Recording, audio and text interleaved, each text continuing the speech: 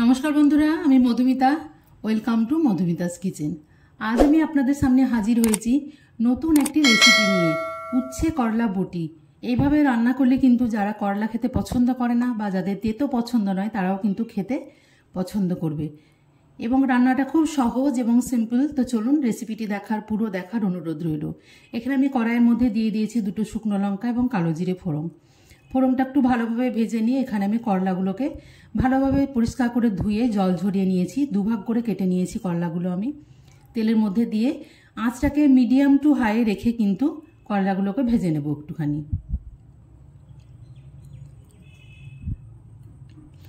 করলাটা যখন একটু নরম হয়ে আসবে তখন এখানে আমি নিয়ে নিয়েছি কুমড়োগুলোকে এইভাবে লম্বা লম্বা করে জিরি করে কেটে নিয়েছি। তবে কুমড়োটা যদি একদম কচি হয় তাহলে কিন্তু এর খোসা ফেলার কোনো দরকার নেই, নইলে কিন্তু এর চোখলাটা খুব পাতলা করে ছাড়িয়ে নিতে হবে। একদম পুরো করে ছাড়ালে কিন্তু এটা গলে যেতে পারে। তারপরে করলা এবং কুমড়ো দুটোকেই ভালোভাবে অর্ধেক ভেজে নেওয়ার পরে এখানে দিয়ে দিলাম প্রয়োজন মতো নুন এবং সামান্য পরিমাণে হলুদ। আঁচটা কিন্তু এখানে লো টু মিডিয়ামে রেখে আমি সম্পূর্ণ রান্নাটি করব।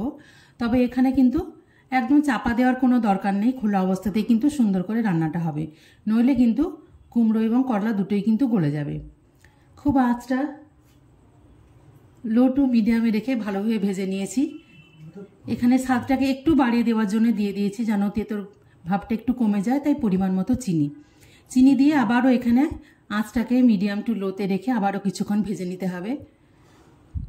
এখন কিন্তু আগের থেকে অনেকটা সফট হয়ে গেছে। এখানে যেন একটু ক্রাঞ্চি ভাব নিয়ে আসে তার জন্য আমি এখানে দিয়ে দিলাম 2 চামচ পোস্ত এবং সামান্য চিলি ফ্লেক্স। আপনারা কিন্তু চিলি ফ্লেক্সের জায়গায় চাইলে কাঁচা লঙ্কা কুচিও দিতে পারেন। পোস্ত এবং চিলি ফ্লেক্স দিয়ে আরও কিছুক্ষণ লো টু মিডিয়ামে ভেজে নিলেই কিন্তু তৈরি হয়ে যাবে উচ্ছে কুমড়ো বটি। আমার এই রেসিপিটি যদি আপনাদের ভালো লাগে আমার চ্যানেলটিকে সাবস্ক্রাইব করবেন, লাইক শেয়ার এবং কমেন্ট করে আমার পাশে থাকবেন। যখন কালারটা এইভাবে একটু লাল হয়ে আসবে এবং মুচমুচে হয়ে যাবে তখন কিন্তু আঁচটাকে একদমই বন্ধ করে দেবো। তবে পুরো রান্নাটি কিন্তু খোলা অবস্থায় লো টু মিডিয়ামে রেখেই করতে হবে, নইলে কিন্তু এটা একদম গলে যাবে। পুরো রেসিপিটি দেখার জন্য ধন্যবাদ।